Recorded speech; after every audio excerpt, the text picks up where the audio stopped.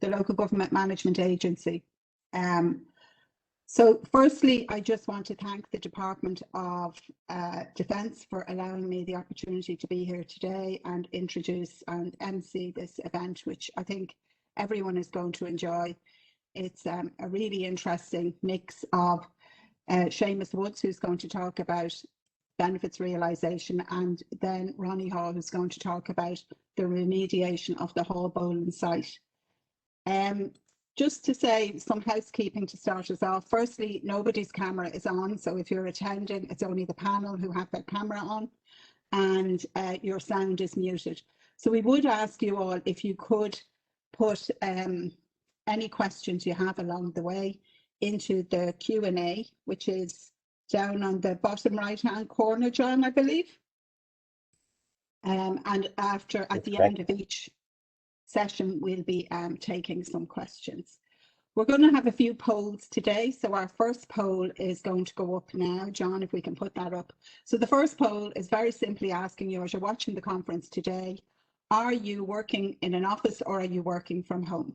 So if you could open that up there and click on it, that would be great.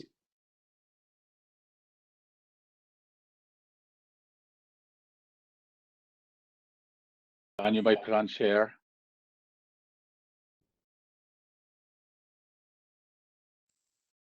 Is that up?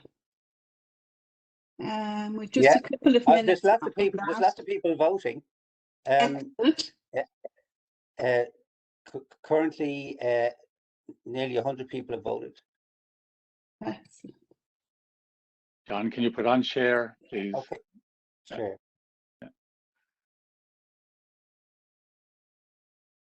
Okay. I have just lost. It won't let me actually share this. Okay, so we're down to the time limit.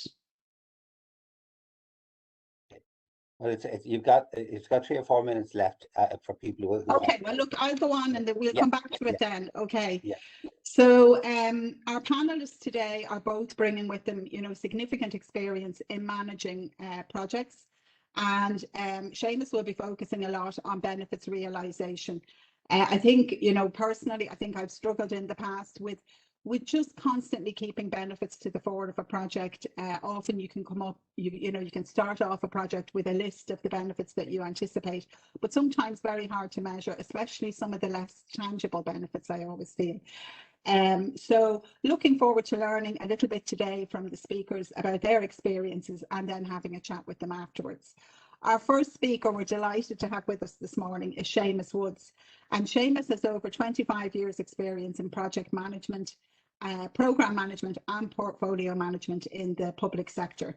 So he's been the head of portfolio management, I think, in the HSE. He's headed a number of posts in TUSLA and the establishment of TUSLA, chair of the National PMO Group in the HSE, and was a national portfolio manager in community services in the HSE as well. Seamus is also a certified project director at IPMA Level A and a certified project management professional, and he is a partner currently in Method Partners, and we're delighted to be joined by him and Niall Connery this morning from Method Partners to support this event. Seamus is going to do a presentation on benefits management, focusing on lessons learned from his long and very illustrious career, and the benefits realisation and what he's learned along that. So Seamus unfortunately has to leave us after his presentation, so if you can put up any comments you have in the Q&A, we'll deal with them then. And his colleague Niall Connery is going to join our panel at the end, so if you have questions after that, hopefully Niall will be able to deal with them. I'll hand over to you, Seamus, and your presentation is fully on the screen at the moment. Thanks very much. First of all, thanks for the invite. I'm delighted to be able to contribute to the debate on benefits, something dear to my heart for the last couple of years of my career. When I reflect on benefits, I draw comparisons. Sometimes when we personally maybe try to stop smoking or drinking or lose weight, and the evidence is hugely there that we should do it, and we know we should do it, but yet it doesn't happen, and it takes something profound sometimes that make it happen. So that's something I might come back to later on, but we need to do better on benefit management. You know, this particular quote, you're all familiar with it from, I'd say, from a strategy perspective. You know that from a strategy, you sort of need to know the end game. But the same principle applies hugely to projects and benefits. And if you stand back in it and look at the reason for a project's existence in the first place, it has to be the benefit the project delivers to either the organization, for some benefits, or organization benefits, or to the customer. So I like to use the word, well, what does success look like? Because sometimes people get into the whole debate about outcomes and benefits and that. And I just tend to use the language of what does success look like. And I'm very much in the camp in project management. I like, and I say to people, look, when you're kickstarting a project, a good thing to do is have a project vision, which sets out the reason for a project, but also the benefits. And it's the start of that change management piece with stakeholders, and they're very clear about what it's about. I chaired, Nolan said there, I chaired the national PMO group for the last 2 years there before I retired from the HSE. It was interesting. On the card they gave me when I was leaving the group, they had that quote up on it: the main thing is to keep the main thing the main thing. And I suppose it was reflective of the fact that for the time I had spent with them, I was trying to change the conversation around benefits, you know, because lots of times both project management training and also the conversations are all on the technical side about scope and work breakdown structures and schedules, and there isn't enough debate. And I would say, for example, at gate one, you know, why not have a benefits map as well as your project plan for that to be agreed? Because I think, you know, we're all in the public sector. You know, there's going to be more and more expectation, I think, in the coming years about how the public sector can improve public services. And to me, that means you need to match performance with the promise. But the question I'd have for you is, does everyone know what that promise is for their project? Are they clear about it? And I think that's a real challenge. So as Nolan says, look, I've had different experiences of trying to implement benefit management across different parts of the organization, the HSE or the HSE itself, and initially around TUSLA. So like, there's no magic wand in this, you know. Benefits very clearly need sponsorship, it needs governance, it needs, you know, resources. It's as I said to you, even in relation to training, how project management is, people get training on project management. To me, there isn't enough of focus on it. So I think all of that needs to change. But the question I have is, can we remain flying blind on this? You know, so the short term today that I have with you, I'm going to focus on the lessons that I have, I suppose, learned over the last 10 years in benefit management. And before I do that, I just want everyone to be on the one page in relation to benefit maps, because I'm going referencing benefit maps once or twice during my presentation. To me, benefits is all about what, you know, a benefit map tries to achieve. And if you look at the right-hand side there in terms of objectives and benefits, you know, that's about knowing where we want to go.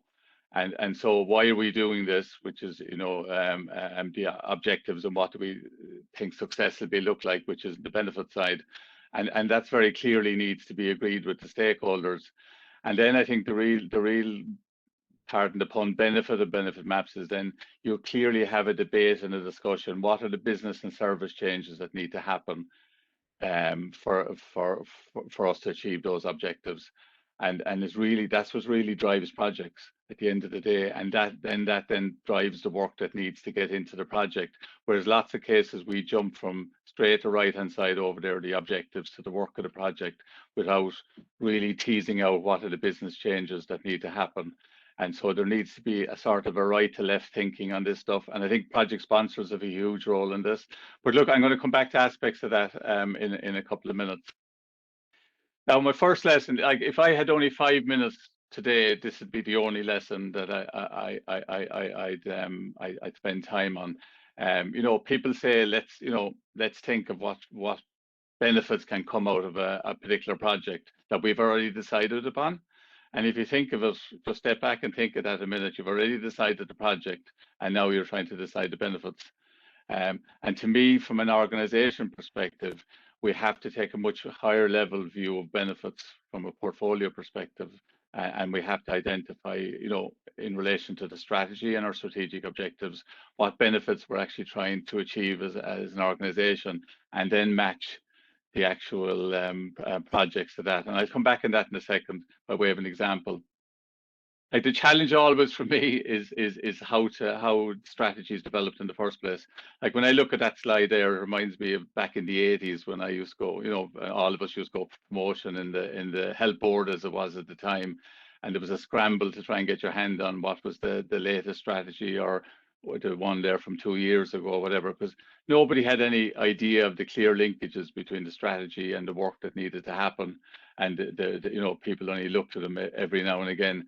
And the point I'm making is, if there isn't a clear link between your strategy and your any involved in portfolio management, if there isn't a clear link between your strategy and your first portfolio use and benefits, then to me, the strategy get lost in the weeds as you go on, honestly. And let me show you a quick, just a very quick example of that.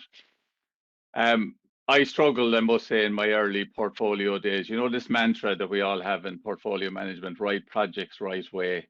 I struggled with that sometimes in the context of the right projects, because I wasn't seeing a clear methodology to actually do that. And then I happened to stumble across in my research over time strategy mapping. And what you have in front of you there, and don't worry about the detail, but what you have in front of you there is what we call a strategy map. Which, when you've done your work on your discovery phase and your vision and all that, and you're clear about maybe the high level focus, you then need to come up with a strategy. And strategy mapping looks at an organization from 4 perspectives. This is a palliative care one that I just did a piece of work recently in the Midwest with the hospitals and the community and the specialist provider. But it looks at an organization from 4 perspectives. Clearly, you can see the stakeholder ones, and I like to use the language in the stakeholders' own voice, so it's very clear what we mean about how we're going to improve things.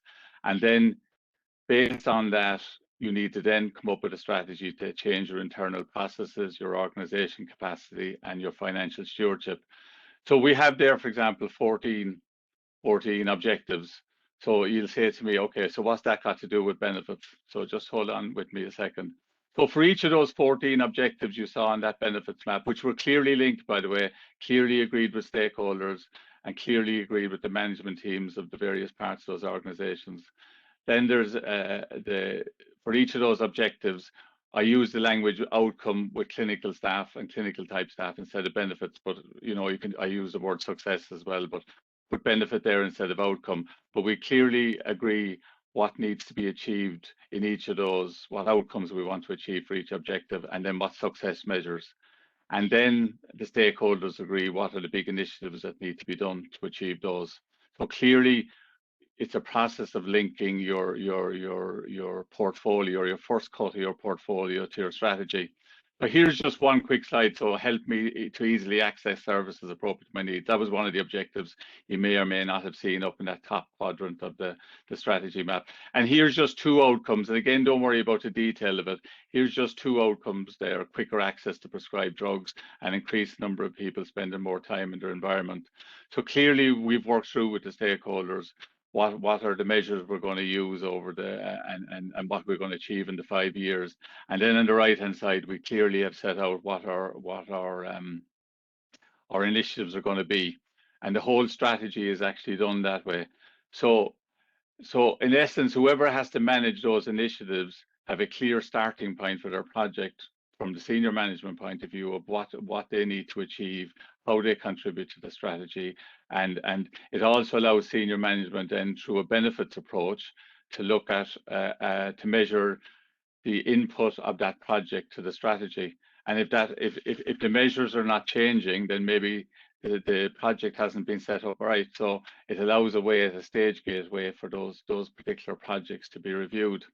And then the final aspect, if you look at up at that, I'm going back now to a benefits map, that top right hand corner here, for a project manager, they're clearly ahead of the game here, because they're very clear about the objectives and benefits that their project has to achieve, and the linkages are clear. The problem I've had over my early career was, you know, you see lots of times maybe various divisions proposing certain projects, and then they get prioritized, and in a way that becomes your strategy gap, because whatever work you do, that becomes your gap. Whereas if you use some method like this, what you're doing is you're deciding what your strategy gap is first, and then you're deciding what initiatives are going to fill that gap. And it's a different way of looking at things from my perspective. On a lighter note, folks, for any hurlers in the audience from different counties here, obviously Limerick used some sort of a method like this over the last couple of years, where they have a clear strategy about how they're, and unfortunately for, you know, the likes of Cork and Tip and the whole lot, it's a 5-year strategy. But look, we've benefits now. We've happier Limerick fans. We've improved sales in the pubs in the summertime. You know, we've greater number of Limerick children seeing hurling as the #1 sport. And then I'll talk about interim benefits later on, which you might measure before you'd measure some of those, and that's about the increase in the number of academies that were set up over the last couple of years, the increased number of underage success at underage. So there is a way of you know, managing and looking at benefits to manage your strategy, and I think that's where the big advantage is. Okay, lesson 2. I think, you know, my view, and sometimes in businesses cases, they should be about achieving desired intent clearly, and not just justifying a particular solution in order to get approval. You know, I remember in my early days of benefit mapping, we actually tried to retrofit a benefit map to 2 programs that were up and running, and got the stakeholders together. And it was interesting during the session that all of a sudden some of the stakeholders started to roll back from some of the benefits that were in the business case, because they said 10 other projects might need to be done to achieve that. So it just brings home the point that if projects owners know that a robust post-evaluation of benefits is going to happen, then I think the actual estimated benefits that they put into business cases would end up being way more realistic. Because we all know, I'd say most of the audience, maybe I'm wrong here, but my experience is a lot of people put a lot of stuff in business cases that is never going to be achieved.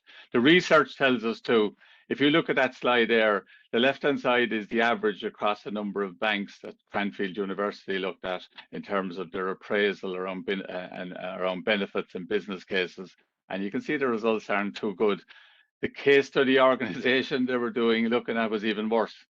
And it sort of brought home the point here that, look, and if you look behind the research further, it actually said that 80% of the respondents said there needed to be clearer, better governance around projects at the initiation stage. So some projects should never go ahead. So we need to have a mind frame around projects, around, you know, projects being investments, and what benefits are we buying and what's the cost of it. And I think in some of if we took that sort of approach, I think we may not have as much, you know, we stop more projects, I think, more often as well. So this one, and I'll be going back to the benefits map again, this one to me is all about getting if we get the business service change right, it's like I always, when I'm doing training and project management, I'd say to people, if you get your scope statement right, even if the project gets delayed, you're on the right road. And to me, this is critical. You know, it's business change that's delivered results. If we looked at, remember, the smoking ban and also the voting machine thing, I think there was a huge issue and difference, and maybe I'm wrong in terms of change management and how that was actually managed. So you clearly need to understand sufficiently what's the change that actually needs to happen. So let's forget again about the detail on this. There's just simple examples. I'm using this one as I go through. But if you look at the survey, I spoke about, you know, the objective, the end benefits, the, you know, interim benefits we like to use. But the survey, if you've agreed with stakeholders what the benefits are and go through a process, and we find this very useful at the start of projects, all our big projects had to produce a benefit map. The service change is really the critical one then in the context of understanding what do we need to change in the business in order for this project to be successful. And it's only then you decide what work gets into the project. So in a way, the benefit map helps us focus on what's the right business change that needs to happen and the associated deliverables and that need to go in. And I think a benefit map integrates change and change management and project management, because I think you need all 3 in order to be successful in a project. But the clear thing of using the benefit map and being clear of the business change, it brings that element of change management into it that we tend to forget a lot in projects. We tend to concentrate more on the product, the scope of work, but not the work that's required in order to change things. So I think that's just critical to my mind, and I think one of the biggest uses of benefit maps I find is it gets the right work into the project. Even if you never, measure the benefit, if you ensure you get the right work into the project, there's a good chance you're going to have success. Okay, I'm moving on because the time I know is short. Lesson 4, like the other thing is you need to know the gap that you're trying to close. So for example, there's an objective around, reducing cost and maximizing value. And one of the outcomes would have been reduced legal services budget. And the target measure would have been 18 million down to 12. So by knowing that gap, it sets up what the project needs to do. Because if you didn't set up a big enough project to deliver on that gap, okay, you might have some success, but nothing, unless people are very clear, unless the project teams are clear about outcomes and the gaps they need to fill, then that determines the size of a project. Like I prefer a project that, so most people would say projects come in time and meet their cost. But I prefer a project that is late, costs more money and gives a significant value than a project that comes in time, within cost, and gives you maybe some value. So I think we clearly need to know what that gap is for the project to be able to be a success in the first place. Lesson 5.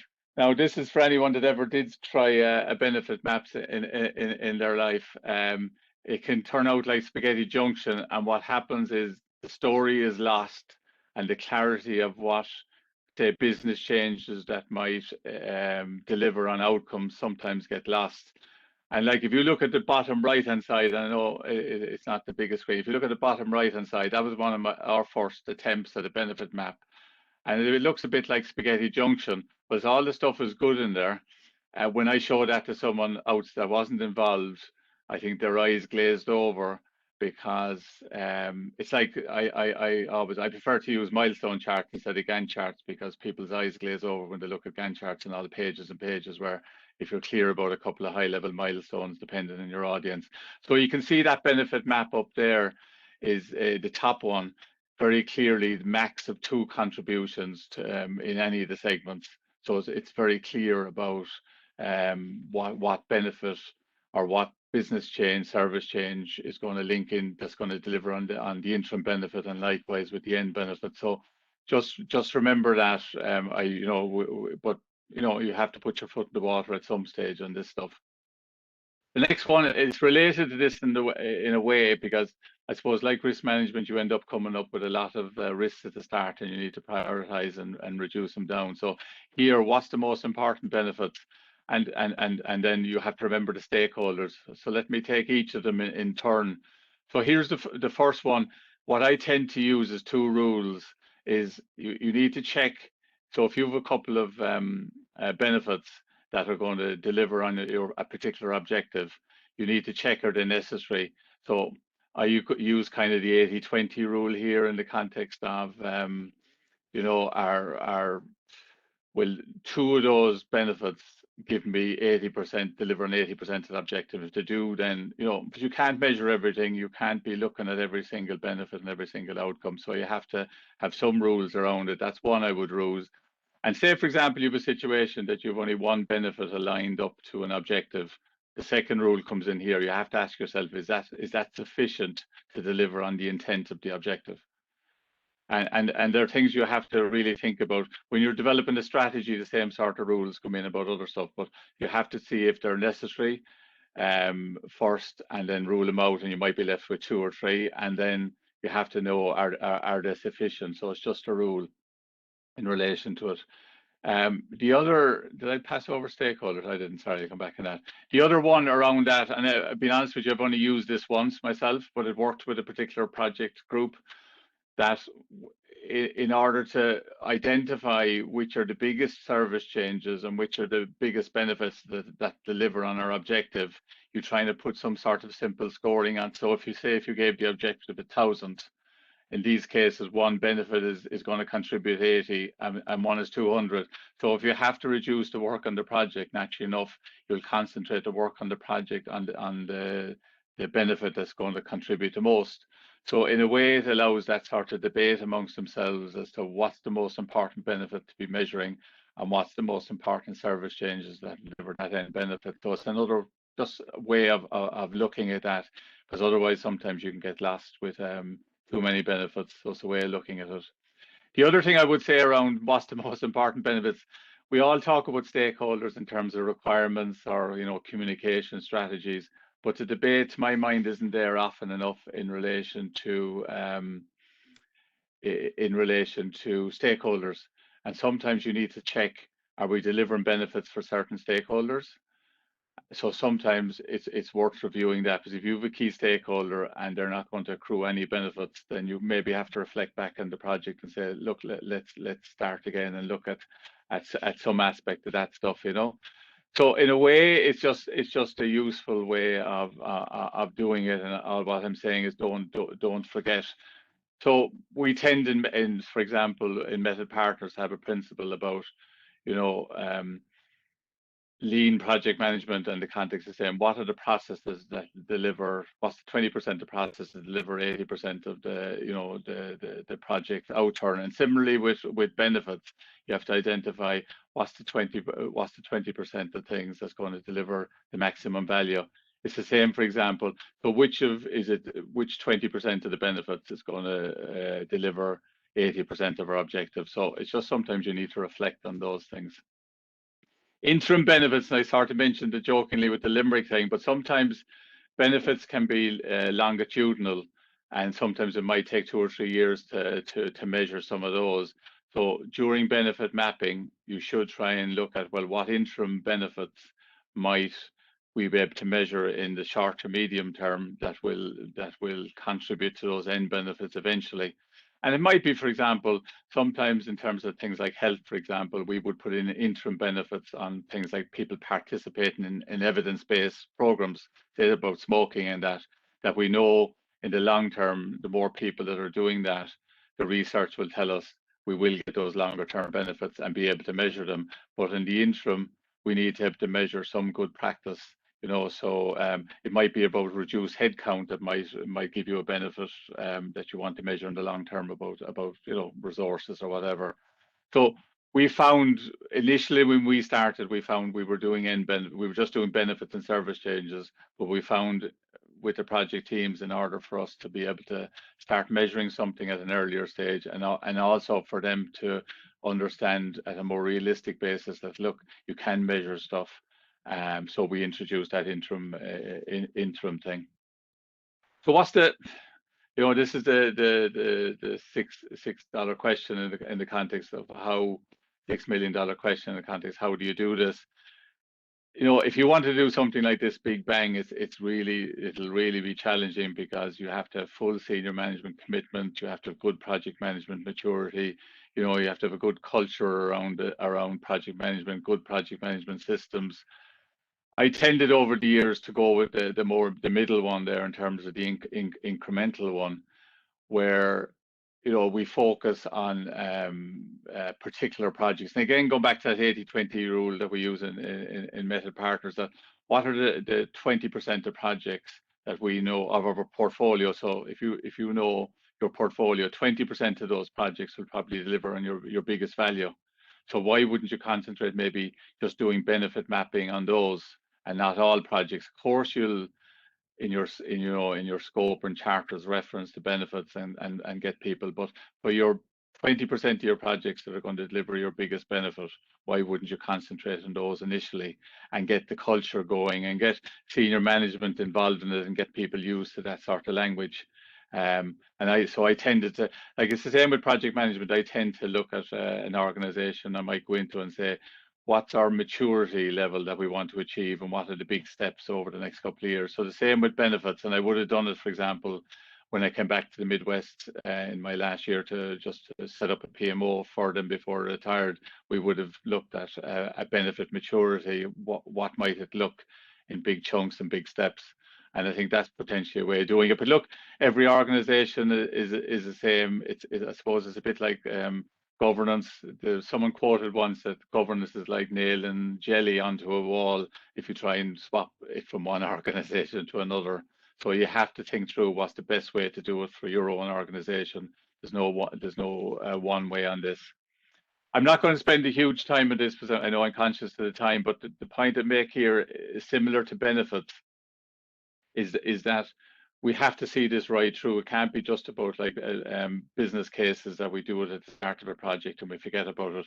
We have to bring it through our stage gate system in the context of the sponsor, for example, having constant a view of the benefits at each stage gate to understand are we achieving what we're kind of achieving, and maybe even some of those interim benefits. For example, changes on projects, most people assess them against time, cost, or quality. They're the standard stuff. It's the standard stuff that's done. But a lot of people don't think about, well, what impact does the change in the project that's been recommended have on our benefits? And the question I pose to you, to all of you, is if the changes proposed on the project doesn't impact your benefits, if it doesn't improve your benefits, why would you go to the expenditure of it? You know, why put money into something that's not going to improve your benefits? So it's just another way of looking at things that, you know, most of, as I say, the change forms that are around projects cover time, cost, quality, but I don't see anything in benefits. So I think there's a huge role here for senior management in terms of their gateway system, that there's attention constantly given over to this whole issue of benefits. And I come to my last lesson, you'd be glad to hear, because I'm wondering you're saying, will you ever shut up? My last lesson would be on this one. You know, this is probably my second most important one, that, you know, benefits, okay, people can do a bit of stuff around projects, but if you're serious about implementing your strategy, senior management have to be in the long haul for benefits. You know, it's going to be a long haul. It's going to need resources. It's going to need review of maybe your operational PIs and how they link into the benefit PIs and how best you can marry those. In relation to even governing departments, I would say, unless the governing department and the agency that they're governing are on the same page around benefits, then I think it just won't work. Because if you're performance managing an agency on particular stuff and you're not performance managing them on major benefits, then what are you going to do? Is like performance managing a staff member. You know, they're going to respond to what you're performance managing them on. So really, I think there needs to be more attention between agencies and governance departments on this whole benefit thing as well, in terms of agreements on it. So the last one, just back to yourselves in terms of what can we do as a project management, I suppose, type of fraternity. And I think, first of all, I'd say to you is you can influence senior managers by introducing benefit mapping and showing them in a very core way how we can use benefit mapping actually to measure benefits. And that's the way I tended to do it over time, that you try and influence some of the senior managers in the organizations, because it's like going in, setting up a PMO in an organization. For some of the senior managers will be for it, some will be against it, and you have to start influencing people. And the same with benefit management, you need to start influencing people. Also, you know, there's a lot of you in the audience, and I'm quite sure, I've no doubt in my mind that a lot of you will end up in senior management positions in organizations. And if you're bought into benefit management, then that bodes well for the future, I think, in terms of benefit management. But you can influence people, I think, by doing it, even if it's not part of your current culture or whatever. Start dipping your toe in relation to benefits. Start doing some basic benefit mapping. Even if you're not measuring, start the process, and you'll be surprised where it'll go. So that's my lot. I think I might even be over time, I'm not sure. So thank you all very much. And apologies, I can't stay with you. It's just something, the day just doesn't suit in relation to something personal. So, but Niall, my colleague, is there, and he'll be able to maybe come back on some of the questions that you might have. So just to say thanks very much indeed. Okay. Seamus, thank you so much. That was really, really interesting. And certainly my takeaway will be that I'm not doing enough on benefits, and need to be doing more on that. We're just going to run our second poll, and what I just might have one question for Seamus. We're going to run our second poll now. If I could ask everyone, the poll relates to benefits management, and ask, do you typically have a benefits management plan associated with any projects or programs that you're involved with? So again, just yes or no on that. Seamus, is the kind of project management world becoming more benefit aware? I mean, is it starting to become more of a focus, or do you think it was always there? I think it is, and I think some of the training and project management is starting to, when I look at some of, the likes of the PMI and that, I think they're starting to put more emphasis on things like benefits in the training than heretofore. So I think that filters through. I think there can be sometimes frustration on project managers who are constantly, I suppose, learning about benefits, but yet their organization isn't implementing it in a real governance way. And sometimes then, if they're going to be measured on their projects constantly on the time and cost elements, in terms of coming in on time and that, and if that's how they're going to be governed, then it's hard for a project manager to put emphasis on themselves. So it's kind of a vicious circle that way. So that's why I think there's a number of things that need to be in place in order to get it right. But in principle, I think yes. I think people are becoming way more aware. Today, hopefully, we'll have started a kind of a wave, maybe, of having more focus on that benefits piece. Listen, thanks again, Seamus. You're a very busy man. Thank you for your time, and we'll be having some questions for Niall later on. Okay, thanks very much, and the best of luck with the rest of the session. Okay. Thanks very much. So we're moving on now to our second presentation. Our next speaker is Ronnie Hall. And Ronnie is from the Marine Programs Division in the Department of Agriculture, Food and the Marine. Her presentation is on the Haulbowline Island Remediation Project, focusing on the public service collaboration, and it involves some of my own colleagues from Cork County Council, I see from the presentation. Looking forward to that, which obviously has delivered huge benefits to the people of Cork. And I'll hand over to you, Ronnie, now. Thank you. Thanks, Noeline, and thanks again for the invitation to be here today. Just for those of you who don't know me, a bit of my own background, I've been in the civil service for about 15 years, and prior to that I worked in the private sector on renewable energy projects. I was tasked with the financial oversight of this project after planning permission was secured, but just before the contracts were awarded, so most of my focus is on what we did in that phase of the project.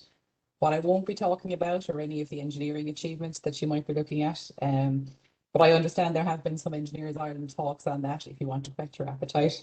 But I believe that it's customary that I must tell you that the project is unique in an Irish context and was highly complex. What you're looking at here is the capital works phase that took place on the East Tip.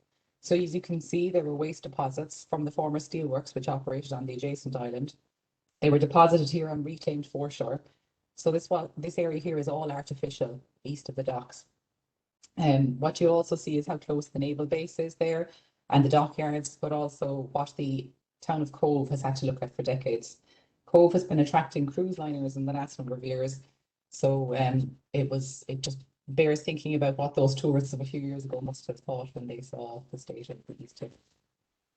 So just by way of background to the project, from 1939 to 2001, Ireland's only steelworks plant operated at Haulbowline Island.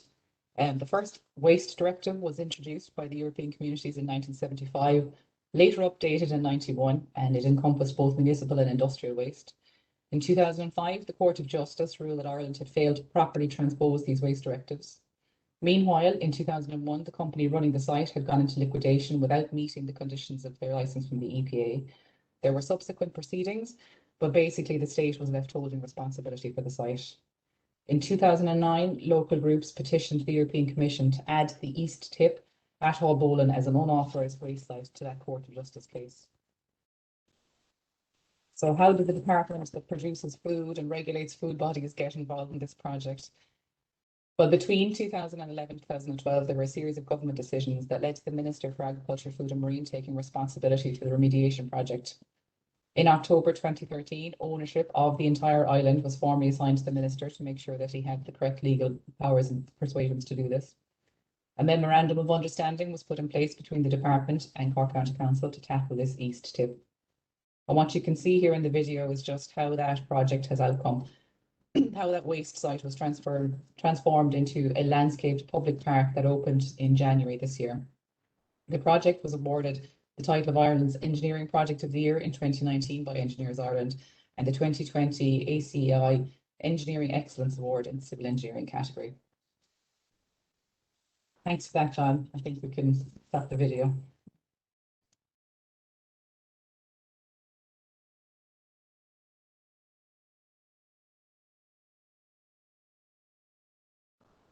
I'll just get John to set me the share button there so I can put up my presentation and take you through the steps of the project.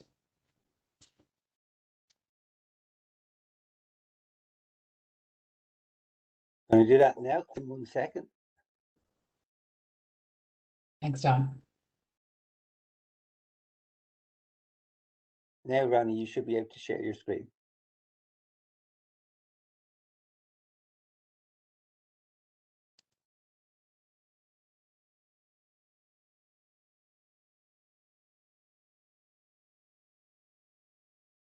So I hope you can all see that there. Yes. We can, yeah. Thank you.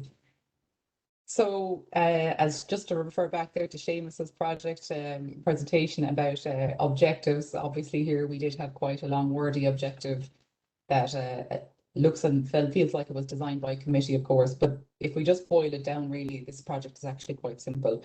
It was make the site safe and avoid cost overruns. It's as simple as that. So I'm showing you the high level task list here that the department put in place to get ourselves through that phase and get to the end objective. The department had not just financial oversight for this project, but also retained all decision making, really. The council's role was operational, so that's secure the consents, procure the services, and maintain site operations. Due to the high risk nature of this site, the council was legally indemnified for responsibility, so it was essential that the department was actually centrally involved in all project decisions. So the memorandum of understanding between the department and the council really was a critical document in the success of this project, as it set out the rules of engagement on decision making and the financial procedures. A project oversight group from both sides met frequently throughout the course of the project under the terms of the MOU. But of course, the department and the council weren't really the only public service partners in this. And you can start to see here just how complicated your stakeholder map can look. Again, linking back there to some of Seamus's themes. For hours here, we had to plan for communications with all of these different parties and agree who should deal with what communications. So the council took the lead on dealing with local groups, including project neighbours, that's local industry and the residents, and also, of course, to make sure, importantly, that the operations of the naval base were not impacted. The council also hosted a webpage for the project, which kept up to date with relevant milestones. The department, meanwhile, convened an interdepartmental stakeholder group at regular intervals to apprise the relevant parties of upcoming project phases and needs. This was very helpful for doing things like signposting key spending phases with DPER, and also to keep the Department of the Environment up to date in relation to the Court of Justice case. Both parties also met with a project stakeholder group, which comprised of local political representatives, those from the community and from ENGOs. And it was a clear aim throughout the project of communications to avoid any sense of secrecy and that the project steps should all be as transparent as possible. So I have here some kind of high-level project challenges, which I'm sure seem a bit light for a lot of you project managers. But in delivering such a complex and a high-profile, well, a very Cork high-profile project anyway, there was plenty of challenges to consider. So what I'm going to do is take you through some of these and how we manage them in our project. Budget versus delivery. And I'm really playing up to our deeper colleagues here. This is some of our project's dirty laundry, if you like. Our department had become involved in the project in 2012, and there was an expectation really that works would be up and running within 2 years. And as you can see here, the budget allocations were given in line with those expectations. But the reality was, of course, that it took a lot longer than expected to get a serious level of activity on the site. So if I have advice for any of you, it would be very skeptical about ambitious timelines. But I'll explain what happened during some of our delays and how you can kind of actually get some benefits out of that. So some of the obstacles that we encountered. For a start, the infrastructure to get access to the island simply wasn't going to be up to taking the kind of construction traffic that we were going to need. So this had to be addressed in the early phase. And you can see here the before and after photos in relation to the road and the bridge. There were other elements that needed to be thought through. Post-recession Ireland didn't have a lot of cranes, and it didn't have a lot of large-scale sites with lots of soil to offload. It's very hard to landscape a park without soil. So in trying to come up with solutions, you have to be vigilant for project creep, though, and ask everyone in your project team, is this essential? Is there another way around this? Is there a better value for money alternative? One of the most important project benefits was realised in our case because there was time to think about that, and that was contract strategy.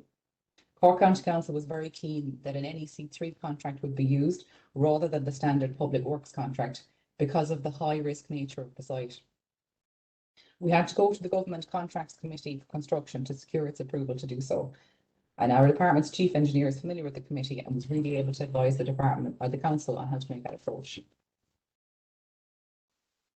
As a civil servant, I'll also advise you on getting organised. Plan to have good project administration. As a public sector project manager, you will have to prepare for press, parliament, and public. So anticipate having to store a lot of documents that you will need to be able to refer to regularly. This paid off for us over and over in being able to respond to the many information demands that came our way, both routine and otherwise. New politics is a demanding arena, and all capital projects face considerable scrutiny. In our case, this has included regular PQs, liaising with the council on members' questions, frequent press queries, and also outings like the Public Accounts Committee. We also had to feed back to the Department of the Environment, as I mentioned, on the Court of Justice case, and also directly to the European Commission, especially when there was direct approaches to Brussels from environmental groups. So plan for scrutiny. I showed you some of our dirty laundry earlier, and now I'm showing you what it looks like after the wash. The NEC3 contract is an open book approach, but it's also not fully cost defined from the outset. That meant that we needed to be able to project fixed costs and monitor those, but also to capture potential risks and have a structure that could account for those which emerged.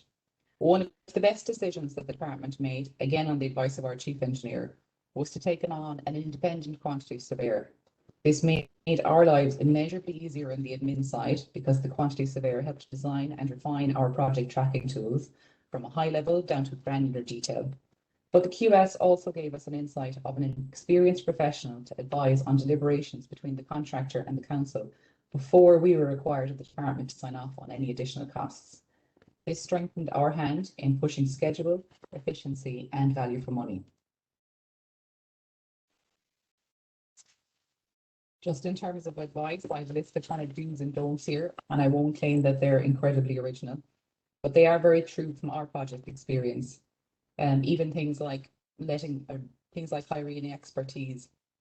The agency model for the department kept our resources low, and after all, remediating waste sites isn't our core business, so it wasn't like we were going to need to hire in a team and keep them on in the long term.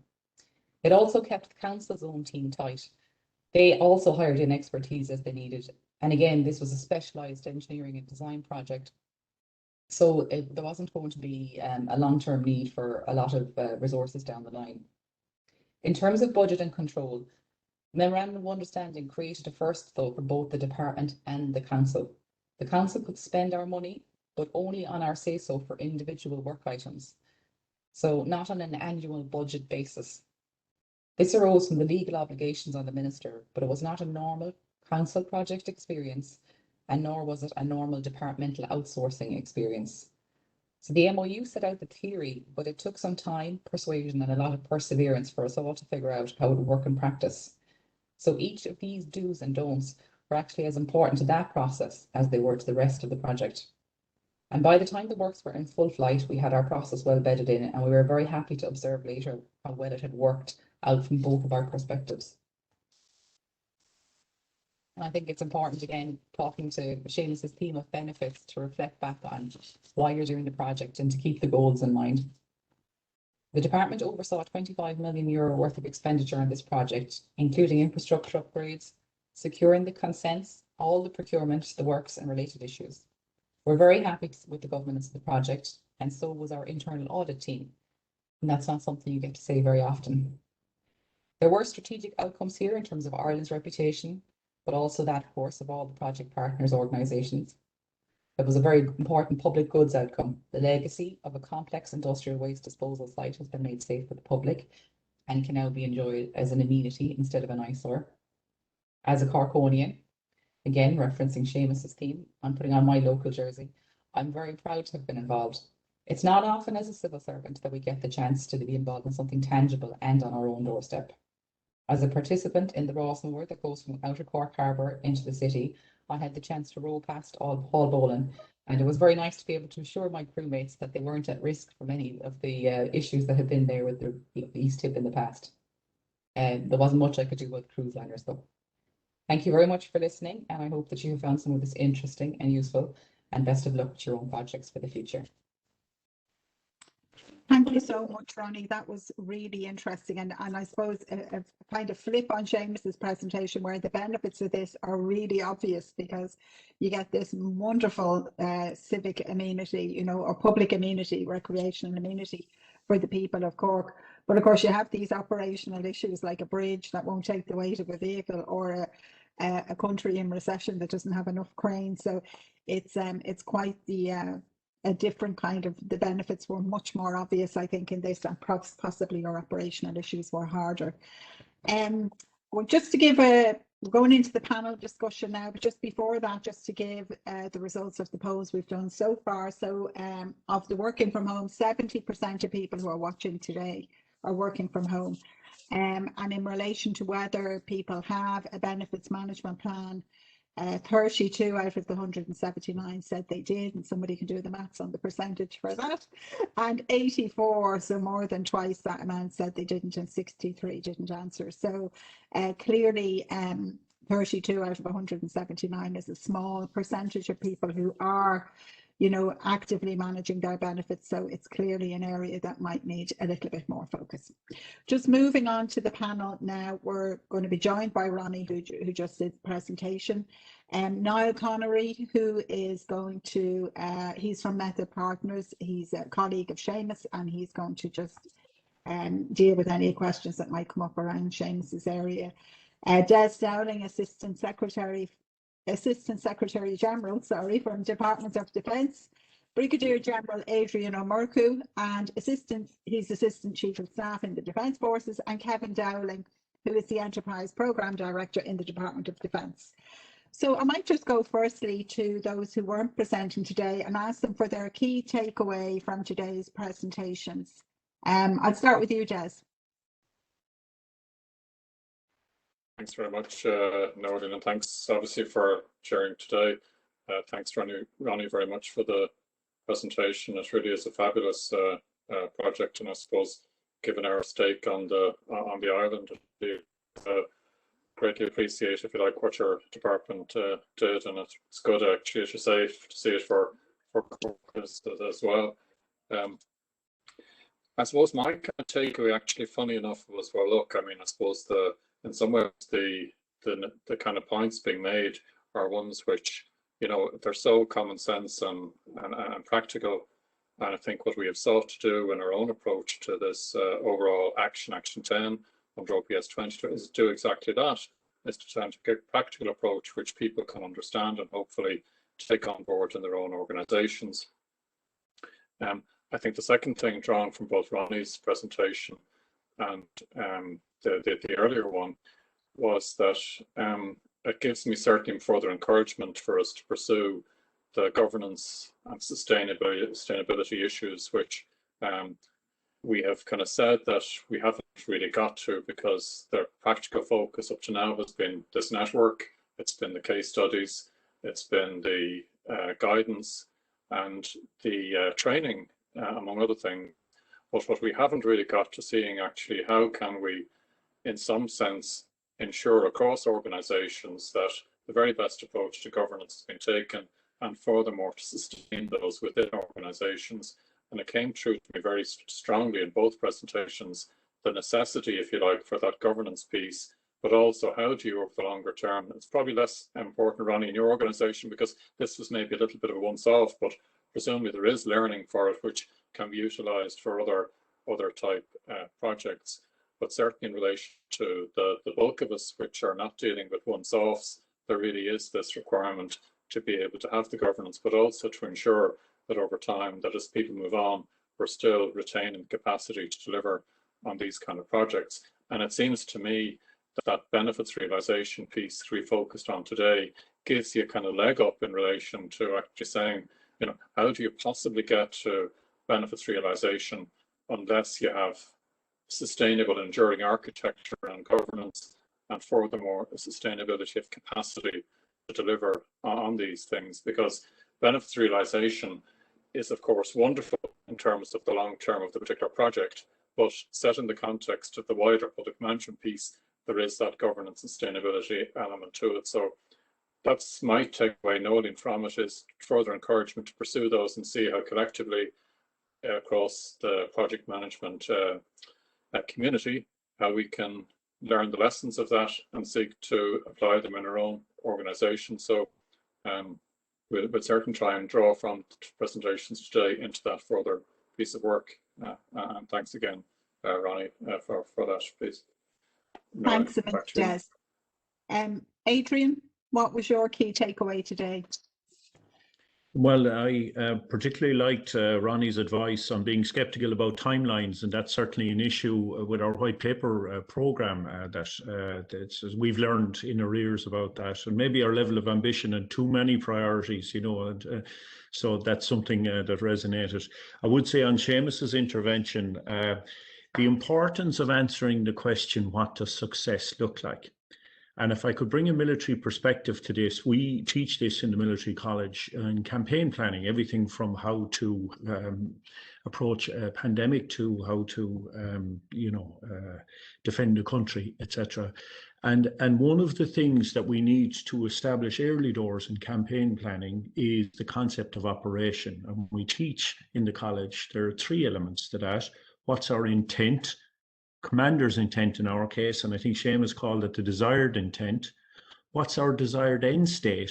And finally, what's our transition to future operations? What's to look forward for when we finish? They're the 3 components that we teach. And if I could just rest for a minute on the desired end state piece. As a former instructor in the military college, I am very aware that the more time that we spend early doors in a project or a program of projects on exploring and pulling the thread on the desired end state, the better. And when we're teaching it, the analogy we use is musical chairs. And we say that, right? This is musical chairs. When the music stops playing, where do we want to be sitting? And what way do we want to be facing, for example, for the transition to the future and future implementation or follow-on projects? And the importance of doing a lot of work on the desired end state early on in order to improve the outcomes. And to me, my big takeaway, to answer your question eventually, Noeline, is that we don't do enough on benefits mapping. And I really liked that piece. And I think that will really help us in our desired end state for 2 reasons. The first I've mentioned, the more we do early, the better the outcomes and therefore the benefits. But the second reason is going to Seamus's point of review, the iterative nature of projects. In the musical chairs analogy, the music can change, the tune can change, the government can play a different tune, etc. in the policy space, or indeed the finances can change.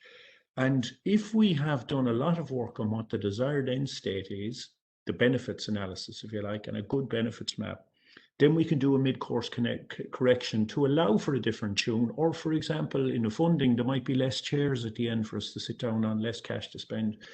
And so that's my big takeaway, is the more work on the desired end state, and in this case on a benefits map, the better we'll be at the end, including any mid-course corrections we need to make as a result of changes along the way. Thanks, Noeline. Thanks, Adrian, and I couldn't agree with you more. I think it is an area that is, as I said to Seamus earlier, it is starting to get a little bit more focus and attention. And I think there's a very good reason for that, because it is going to lead to better outcomes. We're not far off the end here, but with one more poll, if people could just look at their polling page. So we're asking, in respect of closed projects in your organisation or sector, is there any benefits realisation typically performed as part of your post-project governance? So if people could just take yes or no on that. Just to come back to Ronnie, just when you were doing you talked about Cork City Council engaging with the residents, but was that a difficult road to kind of, was it a difficult process, or was it quite collaborative? I was just wondering. So I better correct you on Cork County Council. Cork County Council, sorry, did I say city? Oh, yeah. Lord. And even after the rejigging of boundaries there, Hallbolan is still Cork. Oh, Cork County, good. In fairness, they had been boots on the ground already before our department became involved in the project. So they had a presence there and they had a relationship with people. But obviously, the big stakeholder group in terms of residents would be what an organisation called Chase, which is the Cork Harbour Environmental kind of Alliance. So the council had already a strong relationship with them in terms of interactions and managing different planning permissions and, you know, industrial activities and things like that. So they already had a relationship with them. Of course, obviously, there was periods of tension in that relationship because of anxieties about the issues and the unknowns. And I suppose with Hall Bowling, it was all risk. You know, people felt that nobody really had a good handle on what was in there and in the East Tip and things. So again, it was maintaining a strong line, and I mentioned there about the importance of transparency in a project like this. A strong line of communication to say, no, look, yeah, I heard there's a rumor there now that, you know, that there's Geiger counters going off all over Cove and all this kind of stuff. It was to be able to say, no, look, here's our latest monitoring results. Here's what we've just sent off to the EPA this week. Have a look at it. You can see it. There's no problem with that. So again, the council could do that at an operational level. They had boots on the ground on the site, and they could take those calls and be able to deal with it. And that was great. And then from our perspective, that gave us the distance then to be able to turn to the commission and say, no, people are being told what's happening locally on the ground, and at our level, and here's what's happening in terms of what the government is saying about this project and how committed it is to the delivery. And, you know, especially obviously explaining where we were behind on delivery again, you know, that as Adrian said there, you know, over promising and not getting there quick enough. So that's important. But also, just if I could just pick up on one thing there that Adrian said, you know, you described our project as a once-off in the department, and yes, it is, but the recognition of how this was done and overcoming a particular set of challenges is not once-off. And in fairness to some of our colleagues who are involved in project management within the department, they have come to us already in different spheres to ask us, how did you manage that? Can you talk us through it? An example is the department obviously runs a labs network that has been very important now as well throughout the pandemic in particular. And they were going through a phase of redevelopment, and they wanted to know how we leveraged the relationship with the council who was doing the procurement, and in the context of how they deal with the OPW in terms of providing public buildings, you know, for particular purposes, and see if that they could take any of the learnings from our project and bring it across to their model. So, you know, just because this was, we will never hopefully remediate a site like that again. It doesn't mean that there weren't things that people could recognise as translatable across. Absolutely, and I think it's one of the big challenges of us as a network is really getting to share in that. And I suppose the case study is in the beckoning there. I don't know if you have one yet up on our project management site, but I know PS 2020, but it sounds like a great project to produce a case study on that maybe people could learn from it as they go on. Thanks a million, Ronnie. Just Niall Connor, I know it's, oh sorry Des, you wanted to come in. Well, just a very brief one, just to Ronnie. Along, so to speak, the project management piece of it, did you have kind of the gateways and what kind of difficulties or whether in terms of, because I suppose when we talk about benefits realisation, that's the end point, but of course projects tend to go off track, if you like, at various points along the way.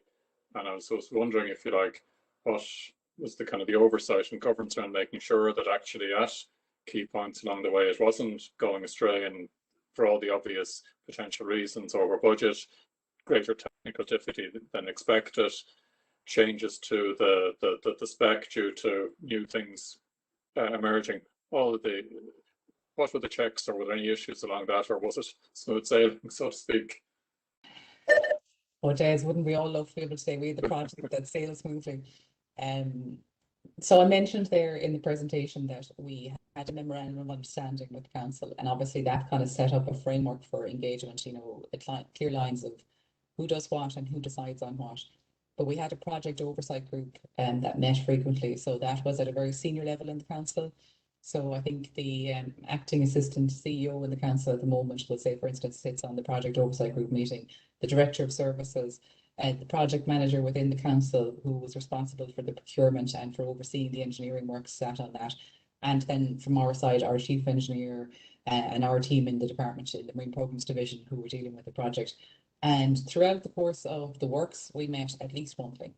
And I suppose monthly was related to the cycle that was there in the contract, the NEC3 contract, that there was a monthly profile. So the contractor could produce their drawdown statement, what they expected to spend in the next month. And then that would be reviewed by the council. Oh, we would get our quantity surveyor to look at it as well, to challenge some of the projections in it to see, well, are you really going to get that delivered now next month? Do you really need to do it that way? Is it really going to cost that much? So we could challenge all that along the way and sit down then with the council at a project oversight group meeting and say, okay, this is the obstacle that's come up. This is the way the contractor is proposing to address it. The council would give us their own benefit of their own views and experience. We would have that of our quantity surveyor as well from one of their reports, and we would be able to tease out where we could reach the best compromise or the best decision or the best outcome. And again, from our point of view in the department, we didn't really have big skin in the game, you know, so we could be very cold-hearted about it and say it's to make the site safe, you know, and it is to achieve value for money. So we weren't interested in bells and whistles, you know. And I suppose we had that objectivity that we could maintain throughout the project for that reason. Now, the council obviously were very vested in this, and they did have the objective from the outcome, from the get-go, of wanting to run a public park. So they were very interested in just the quality of everything, which is, of course, then is a good tension to have in a project, you know, that you have somebody who's heavily invested and somebody else, another partner who can be very objective about it. Thanks a million for that, Ronnie. Just going to the questions in the Q&A. Niall, what guidance would you suggest in measuring success in providing improved services to the public where measurements are difficult? I presume this is around customer satisfaction. So how do you measure customer satisfaction? And maybe at the beginning of the project, do you need to be identifying a baseline before you're going anywhere? So your views on that? You're on mute, sorry. There had to be one. Okay, can you hear me now? Yes, we can. Sorry, I just to thank Seamus and Ronnie, excellent presentations. For me, the key issue here from a project management point of view is, you know, deliverables versus outcomes. Outcomes being the benefits we're talking about. And I also hear the screams coming in from the participants who are in the project management business saying, God, now we have enough on our plate, and now you're going to throw benefits management at us as well. And that comes back to something Seamus said that we have here in Method Partners, which is one of our principles, the Pareto principle, the 80-20 rule, which I hope will kind of answer your question. I mean, you have to approach this on the basis that you approach your project management should be the same way. In my experience, I've never heard some sponsor coming down the corridor asking me how my communications plan was going. The questions usually are, you know, are we getting what we asked for, the scope? You know, are we on schedule and are we within budget? And that brings us back to these outcomes and your point, Noli.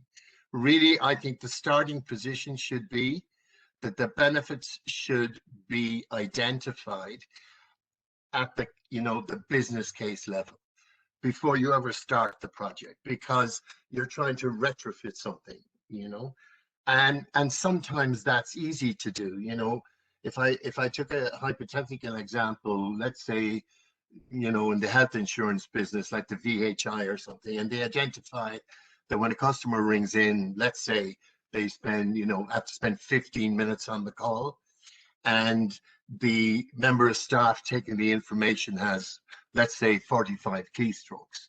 So they turn around and they set it out and say, if we could reduce, you know, the 15 minutes to 10 minutes and reduce the 45 keystrokes down to 30 keystrokes, the outcome would be better for the customer. And we as a company could get more customers dealt with in a day. That's fairly straightforward and can be measured.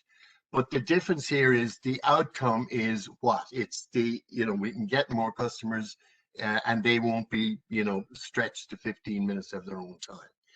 So what are the deliverables then is, let's say, a new system. And that's where we come in as the project managers, and we're focusing on the deliverables. You know, we need a new system, we need it tested, and let's just say we need training for the staff, right? They're the deliverables as long as they're delivering those outcomes. Another example, which is a real one, is some years ago, and it'll age me. when we had trouble in Northern Ireland, and there was a benefits. This new thing was coming into project management, benefits realization management, and nobody was really talking about it. And again, there was a big conference on in Belfast, and I went up. And to make a long story short, one of the things they pointed out was the British government was pouring in funds to Northern Ireland because of the troubles. And let's say one of the things that they could bring up would be that one of the benefits, if we had a better education system, or we had more, boxing clubs or athletic clubs or football clubs, we could get the kids off the street, who are throwing petrol bombs, and if anybody heard that in government over there, threw the money at it. But what these people were raising was, what are those benefits being realized? And it's back to your question. They were probably longer term benefits realization that they had to do, but they knew where they wanted to go. The rest were deliverables, the things that we will deliver to get that. So I suppose that to come back to your question, then for me, it's a matter of, it should start with the business case. And if the benefits, then coming back to the Pareto principle, let's take the 20% of those that give us 80% of the results. And if we could do that, and then in relation to introducing it for all of the participants, it should be the same, in my view, the same approach. Keep it simple. If you have a project that's starting out, try and get some, go through all the benefits and then pare it down to the ones that give you 80% of the result. Fantastic. Thank you so much. And Kevin, just before I finish up, there's a question there about training. So if benefits realization is starting to become something we need more focus on, should we be looking at more training on that? Your views on that? Yeah, thanks, Nolene. Yes, it seems like, from the point of view of our kind of emphasis so far, that we had concentrated, I guess, more on the time, costs, and quality, and with sort of a passing kind of reference to the benefits side of things. So certainly, I think it is something that we need to incorporate, within our training programs. And I think we can certainly look at that from the point of view of the OPS 2020 elements of training, and see if we can reach out to people to get us trained in aspects of realizing, first of all, identifying, then measuring, and then ultimately realizing those benefits. Yes. Yeah, I think we might talk to our very good friend David Healy in the training subgroup, who might come up with that. But I just add, Nolene, to that what Kevin was saying is that, again, one of the key things here is that, from a project manager's point of view, they take on the project, and once it's delivered, like in Ronnie's case, generally speaking, you're moving on. And it raises this issue of, if there were benefits to be realized 3, 4, 5 years after the delivery, who's going to do that? Because it's not the project manager's job. But what has happened in project management is they've moved the benefits into the initiating phase. You're now responsible to identify them, but realizing that when you've delivered whatever it is, your product or service you were delivering, you then need, if it's training, a benefits realization manager to take that on. Yeah. And I think that if I had more time, Niall and the rest of the panel, I'd love to talk about post-implementation reviews, where you go back a couple of years afterwards and really see if you did achieve everything. But look, we're slightly over time. My apologies for that. As timekeeper and facilitator today, I possibly could have done a better job. Just to say that the last poll has come in. Kevin, have you the results on that? So the results on that one, it just related to the post review. So 32 out of 162 suggested they do. The no's were 55 out of 162. So I suppose in essence, 63% of the respondents suggested that they don't pursue. So I think it is an area, and maybe the next time we come back to this kind of subject, or we might think about it somewhat in the PM group, about maybe how we could support a little bit more emphasis or focus on this. Look, before I finish off the event, I'd like to invite Adrian to come back in and just close the event. Adrian, if you wouldn't mind, over to you. Thanks very much, Nolene, and thanks particularly to our contributors, Seamus and Ronnie. It was excellent, and everybody who joined us. You may not be aware, but our colleague Des Dowling, who's been a stalwart in the leadership of Action 10 and of the project management network conferences, is retiring shortly, and he'll be handing over to our colleague here in Defence, Robert Mooney. I took the opportunity to embarrass him greatly at our Action 10 meeting on Friday, and Des, I promise I won't do the same again today. I'll be much shorter, just to say that we in the Defence Forces, we consider leadership to be a combination of character and competence. And if I could say that, Des, you have character and competence in spades, and it's been great working with you. We'll be sorry to see you move on, but we wish you all the best, and I'm sure we'll be seeing you around the place in other contexts. But you should know that you've left not only the Department of Defence and the Defence Forces in a much better place, but the broader public sector, not least the project management network.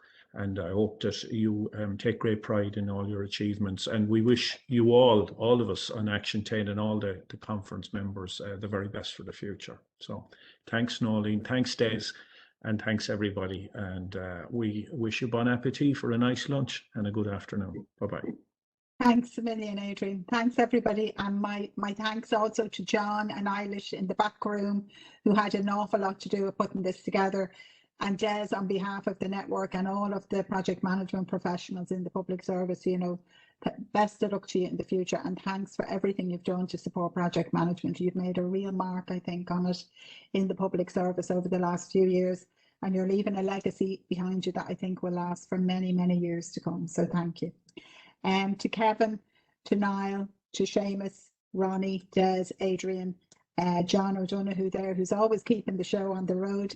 Thanks to everyone. I hope you enjoyed it, and we'll be sending out the recording of the event later on. So take care, everyone. Enjoy your lunch. Bye-bye. Bye-bye.